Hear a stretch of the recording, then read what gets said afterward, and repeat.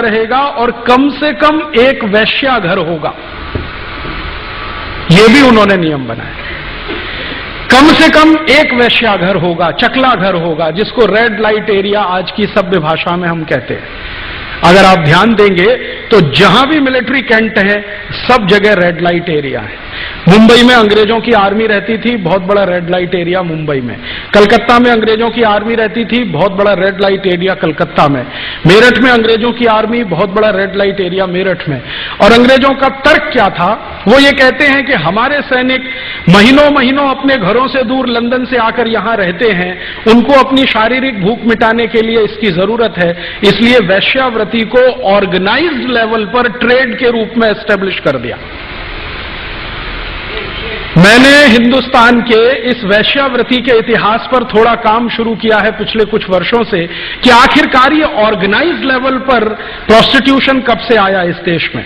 क्योंकि हम इतिहास में पढ़ते हैं तो गणिकाएं हुआ करती थी, कोई वेश्या नहीं होती थी इस देश में। गणिका में और वेश्या में जमीन आसमान का अंतर होता है। गणिका कौन होती है? जो ईश्वर के लिए नृत्य करती है और ईश्वर के ध्यान में ही मग्न रहती है। किसी आदमी के लिए नृत्य नहीं करती है, परिवार के लिए नहीं करती है, किसी भक्त के लिए नहीं, ईश्वर के लिए करती है। तो गणिकाएं तो बहुत थी इस देश में, वेश्याएं नहीं हुआ करती थी। वेश्याओं को ऑर्गेनाइज तरीके से हिंदुस्तान में लाकर स्थापित करने का काम अंग्रेजों ने किया। एक तो कत्ल खाने खुलवा गए, दूसरे वेश्याघर खुलवा गए।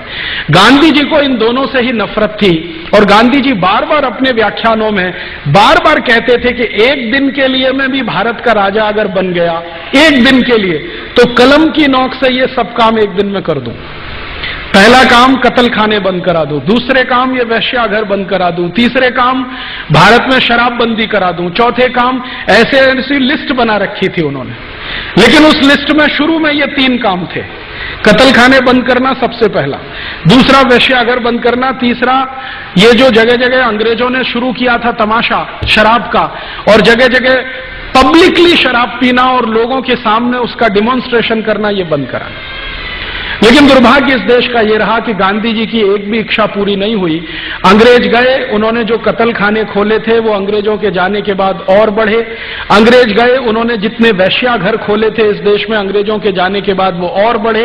अंग्रेज गए तो जितनी शराब छोड़कर गए थे उससे ज्यादा शराब इस देश में बढ़ी और अंग्रेजों से ज्यादा बेहूदगी तरीके से भारत की सरकार ने शराब को बढ़ावा दिया। गांधी जी की एक भी इच्छा पूरी नहीं हुई है। पता नहीं उनकी आत्मा को शांति मिली होगी या नहीं मिली होगी। बहुत लोग कहते हैं कि मरने वाले की आत्मा को शांति तब मिलती है जब उसकी इच्छा पूरी होती है। यहां तो एक भी इच्छा पूरी होती हुई नहीं दिखाई देती है। लेकिन हर साल इस देश में 2 अक्टूबर मनाया जाता है। हर साल इस देश में 2 अक्टूबर आता है। सरकारी अधिकारी, प्रधानमंत्री से लेकर राष्ट्रपति, राष्ट्रपति से लेकर राज्यपाल, मुख्यमंत्री, तमाम मंत्री गांधी जी की समाधि पर जाते हैं, कुछ फूल चढ़ाते हैं। टीवी चैनलों पर हम उनकी अच्छी अच्छी बातें सुनते हैं। बापूजी को याद रखना चाहिए, बापूजी के सपनों को कभी भूलना नहीं चाहिए। लेकिन बापूजी के सपनों को जिंदा करने के लिए कोई कुछ नहीं करता है। अभी थोड़े दिन पहले हमने एक तमाशा देखा इस देश में। महात्मा गांधी का दांडी सत्याग्रह का 75वां वर्षगांठ मनाया गया। गांधी सत्याग्रह, दांडी सत्याग्रह, दांडी सत्याग्रह का 75वां वर्षगांठ। 1930 में महात्मा गांधी ने दांडी सत्याग्रह किया था अंग्रेजों की सरकार के नमक के टैक्स कानून को वापस कराने के लिए। उस सत्याग्रह में गांधी जी साबरमती आश्रम से निकले थे अपने 78 कार्यकर्ताओं के साथ, और जब समुद्र के किनारे पहुंचे दांडी पर तो 1 कोटि से ज्यादा लोग उनके पीछे थे और उन्होंने नमक कानून तोड़ा था। अंग्रेजों की सरकार ने भारत के नमक पर टैक्स लगा दिया था, अंग्रेजी नमक को टैक्स फ्री कर दिया था। इस काले कानून के खिलाफ गांधी जी निकले थे और संकल्प लेकर निकले थे कि जब तक अंग्रेज भारत से नहीं चले जाते मैं साबरमती आश्रम में वापस नहीं आऊंगा।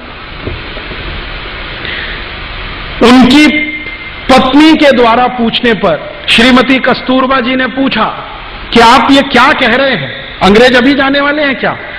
तो गांधी जी ने और खराब शब्दों में कहा कि मैं कुत्ते की मौत मरना पसंद करूंगा, पक्षियों की मौत मरना पसंद करूंगा, लेकिन साबरमती आश्रम में वापस नहीं आऊंगा जब तक अंग्रेज भारत से नहीं जाते। और वो निकल पड़े।